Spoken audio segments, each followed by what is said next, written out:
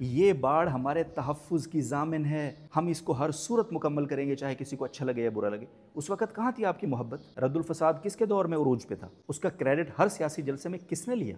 खान साहब आपने लिया। आज आपके उस फैसले के नतीजे में डेली पाकिस्तान के अंदर हम दर्जनों जवानों की और ऑफिसर्स की शहादत देख रहे हैं। जब तालिबान का नया दौर शुरू हुआ तो जब नए मुहाजिरीन पाकिस्तान की तरफ आने लगे, आपने बॉर्डर बंद किया। मैं वल्लाही लज़ीम आपसे कह रहा हूँ कि मैंने अगर खान साहब को 2018 में वोट दिया या 2024 में, मैंने साबिर शाकिर को सुन के कम अज़ कम नहीं दिया, मैंने इमरान रियाज़ को सुन के नहीं दिया, मैं मुईद पीरज़ादा को सुन के नहीं दिया। अस्सलामु अलैकुम रहमतुल्लाहि व बरकातुहू। कैसे हैं सब लोग? खैरियत से हैं? आज की ये वीडियो जनाब इमरान खान साहब के नाम है और उनके एक वोटर की जानिब से है। उनके मुखलिस कारकुनान वो भी इस वीडियो को ज़रूर सुनें।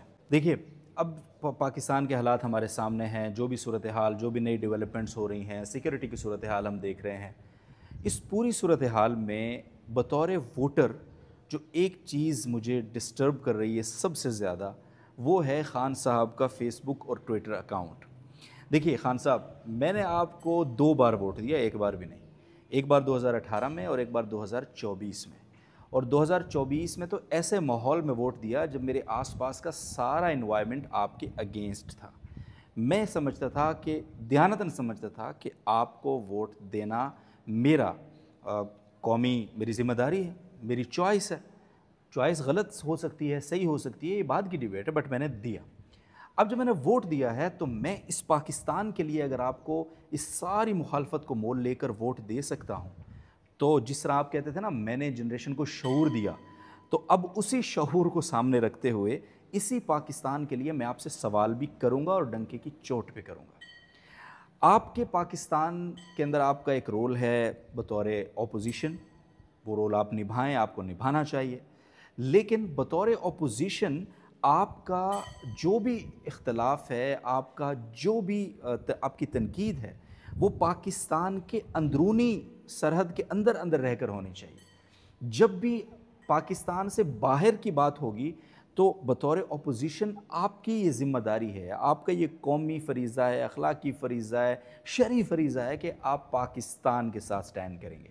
लेकिन अभी बदकिस्मती से जब से कुछ मामलात, हमारे सिक्योरिटी के मामलात हैं, दीगर चीज़ें हैं, हमारे डेली हमारे जवानों की शहादतें हो रही हैं, उस पूरे माहौल में आप और जनरल आसिम मुनीर साहब, आपके आपस में जो भी कशमकश है, जो भी इख्तलाफात हैं, जो भी रसक, आई डोंट नो, बट इस इख्तलाफ में सबसे ज़्यादा जो चीज़ निशाना बन रही है ना, वो ये प्यारा वतन पाकिस्तान बन रहा है और ये नहीं होना चाहिए।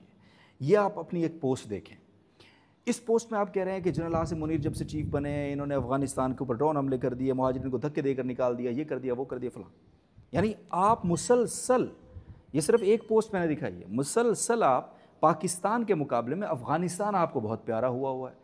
वो अफ़गानिस्तान जो इस दुनिया के हर मैदान में, खेल के मैदान हो, सफारती मैदान हो, सियासी मैदान हो, कोई भी मैदान आप ले लें, उनको पाकिस्तान से ज़्यादा हिंदुस्तान अज़ीज़ है, पाकिस्तान से ज़्यादा अमेरिका से उनके ताल्लुकात अच्छे हैं।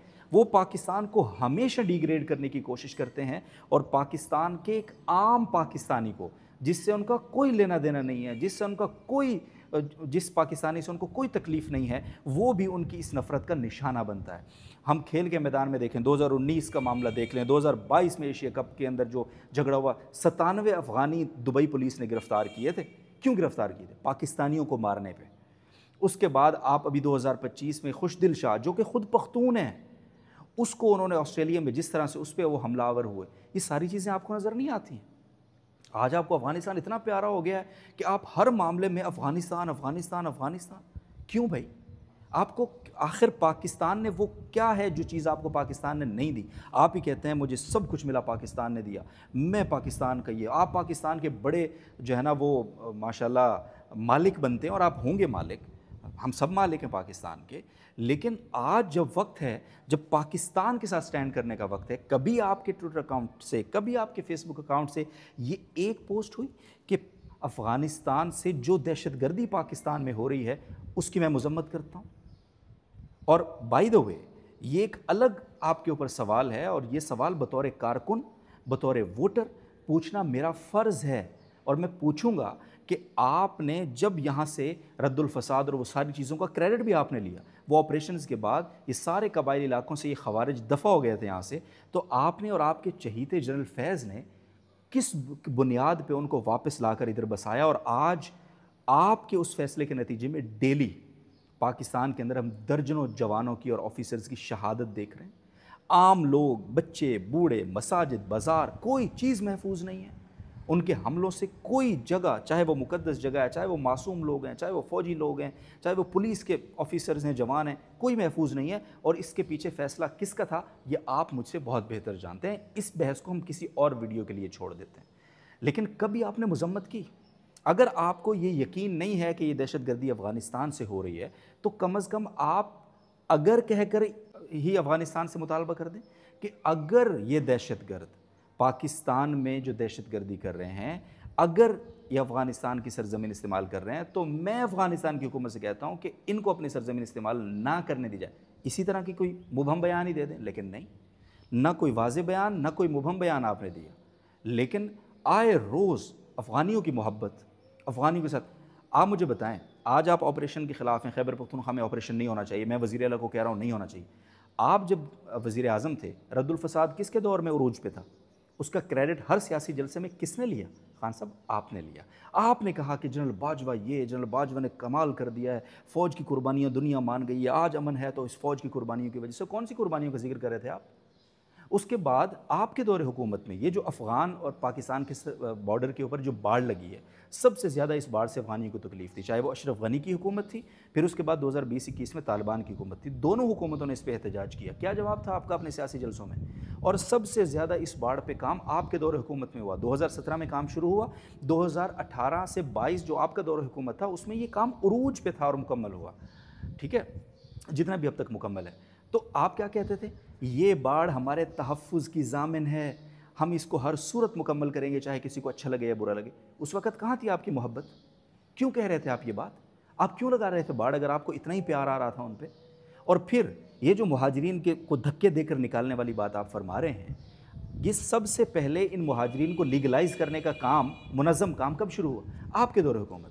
آپ نے اس وقت یہ اناؤنس کیا کہ ہم جی یہاں جو انلیگل افغانی ہیں، غیر قانونی ہیں، ان کے شناختی کارڈ نہیں ہیں تو ان کو پکڑا جائے، ان کے شناختی کارڈ جو ہیں نہیں ہیں، اگر کسی نے جیلی بنوائے ہوئے ہیں تو ان کو بلاک کیا جائے۔